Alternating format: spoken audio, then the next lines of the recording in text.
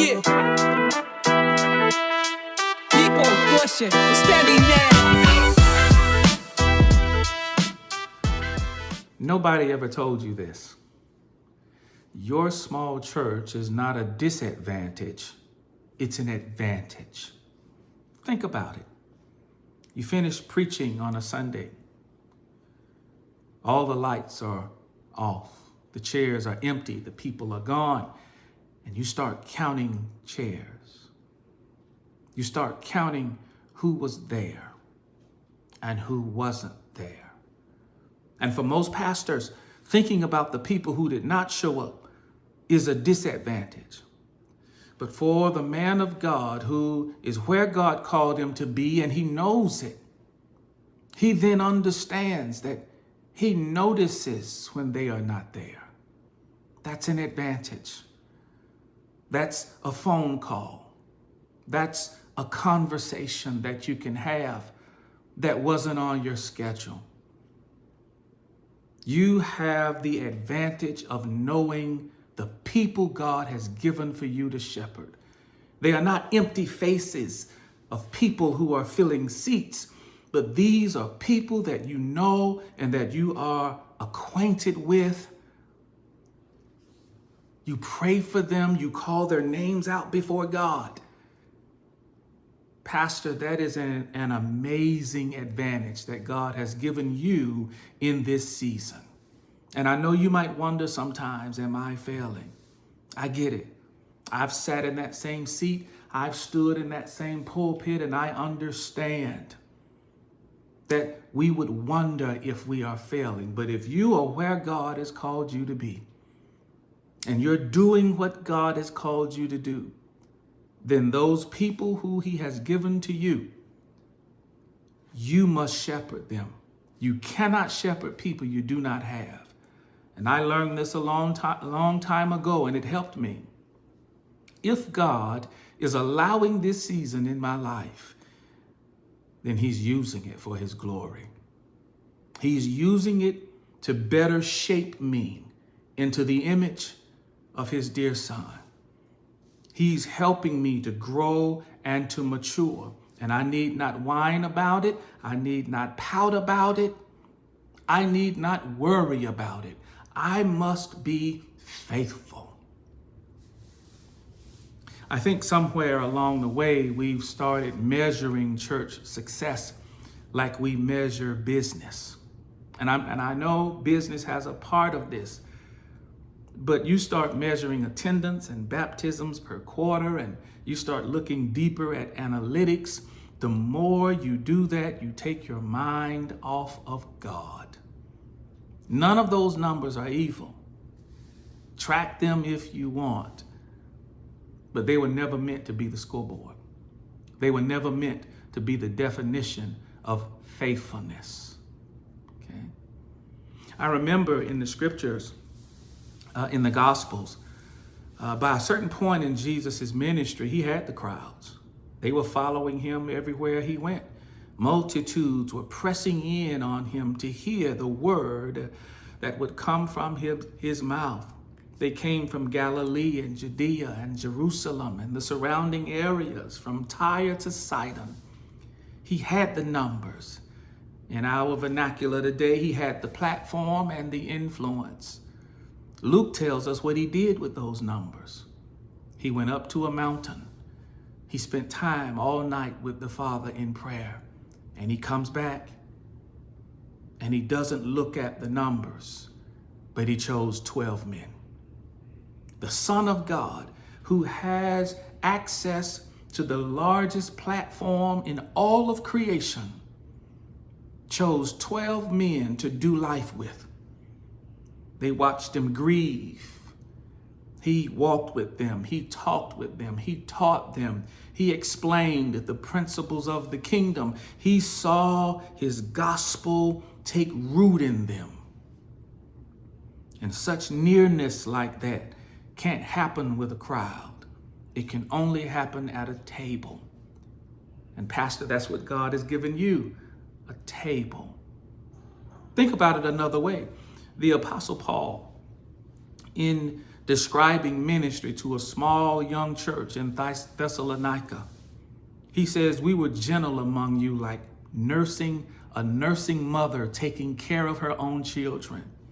So being affectionately desirous of you, we were ready to share with you not only the gospel of God, but also our own selves.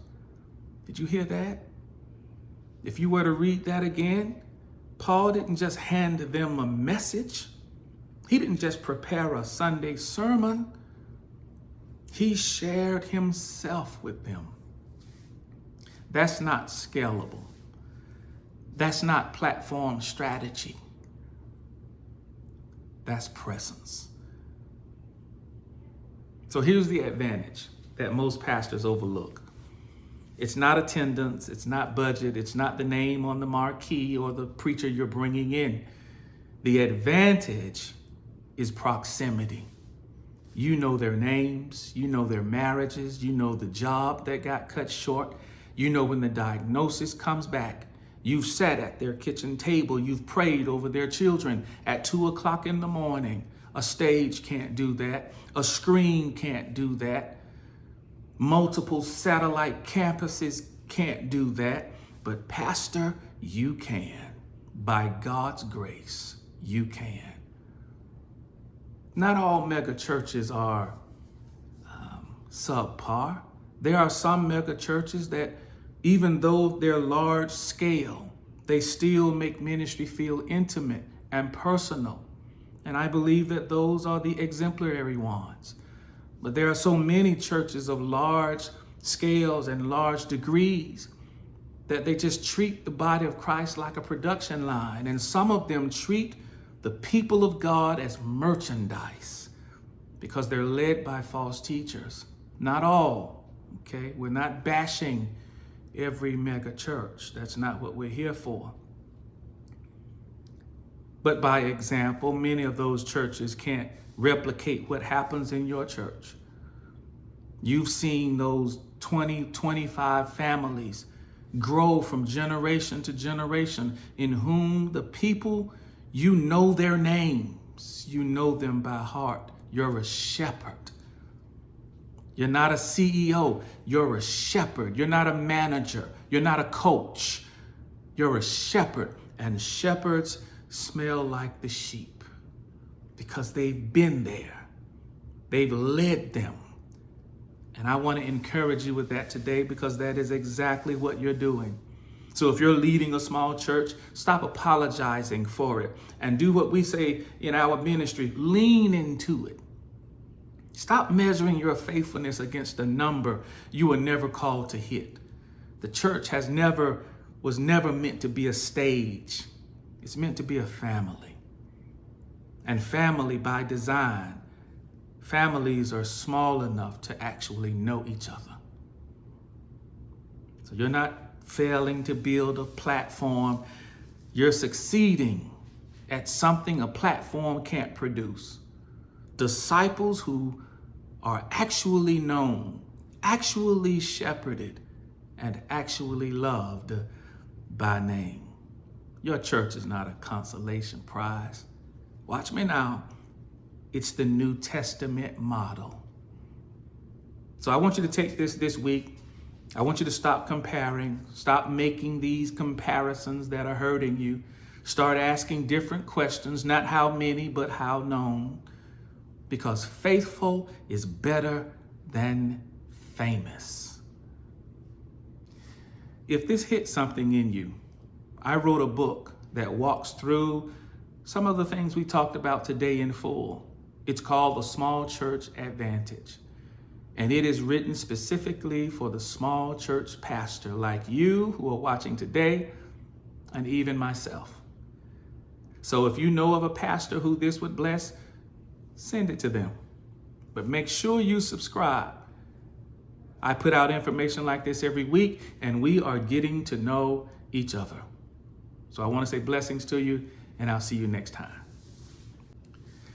If this hits something in you, I wrote a book entitled The Small Church Advantage. It was written specifically for small church pastors who are going through the things that we often go through that others do not see.